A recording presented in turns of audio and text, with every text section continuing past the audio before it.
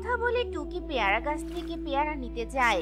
তখন পারুল বলতে থাকে, টুকি, আর টুকি, কি করছিস? তুই পানিতে পড়ে যেতে পারিস। পানিতে পড়ে গেলে তুই ডুবে যাবি। তাই বলছি তুই আর ওদিকে যাস না। পারুল, তুই শুধু শুধু ভয় পাচ্ছিস। আমার কিছুই হবে না। আমি পেয়ারাটা নিয়ে তবেই বাড়িতে যাব। এরপর টুকি পানিতে থাকা পেয়ারা গাছ থেকে পেয়ারাটা ছিঁড়ে ফেলে আর পেয়ারা নিয়ে পারুলের কাছে আসে। এই দেখ পারুল, আমি পেয়ারাটা পেরে নিয়েছি। আমার কিছুই হয়নি, দেখেছিস? যাই হোক, এবার আমি পেয়ারাটা নিয়ে বাড়িতে গেলাম, কেমন? মা টুকি, তোর হাতে ওটা কি? দেখে তো মনে হচ্ছে একটা পেয়ারা। এই পেয়ারাটা তুই কোথায় পেয়েছিস? মা, আমি বন থেকে আসার সময় একটা পেয়ারা গাছে পেয়ারাটা পেয়েছি। তাই তোমার জন্য পেয়ারাটা নিয়ে এলাম।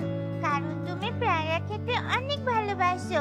আর টাকার অভাবে তুমি পেয়ারা কিনে খেতেই পারো না।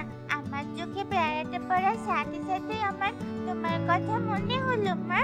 তাই তো আমি তোমার জন্য পেয়ারাটা নিয়ে এলাম। ও আচ্ছা, তুই ভালো করেছিস। কিন্তু এখন আমার কিছু খেতে ইচ্ছে করছে না। তুই আমাকে পেয়ারাটা দে, আমি রেখে দিচ্ছি। পরে মা মেয়ে মিলে খেয়ে নিব, কেমন? আচ্ছা ঠিক আছে মা, এই নাও।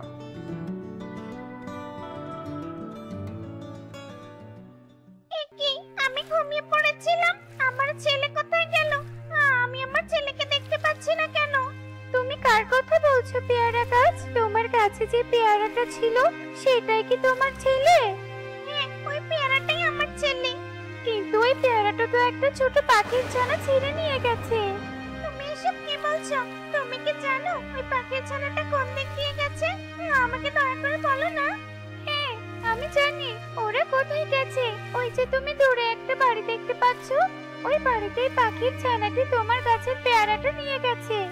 কিন্তু আমি তো ওই বাড়িতে যেতে পারবো না। তাহলে কে আমাকে এখন সাহায্য করবে?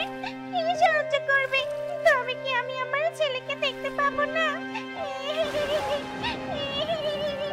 পেয়ারা গাছ যখন তার ছেলেকে দেখতে না পেয়ে কান্না করছিল, ঠিক তখনই সেই দিক দিয়ে সুখী পায়রা উড়ে যাচ্ছিল। তখন সুখী পায়রা পেয়ারা গাছের কান্না শুনতে পায় আর পেয়ারা গাছকে বলতে থাকে, এ কি পেয়ারা গাছ, তুমি কাঁদছো কেন? তোমার কি হয়েছে আমাকে বলো। পাখি বোন, আমার অনেক বড় সর্বনাশ হয়ে গেছে। তুমি কি আমাকে একটা সাহায্য করতে পারবে?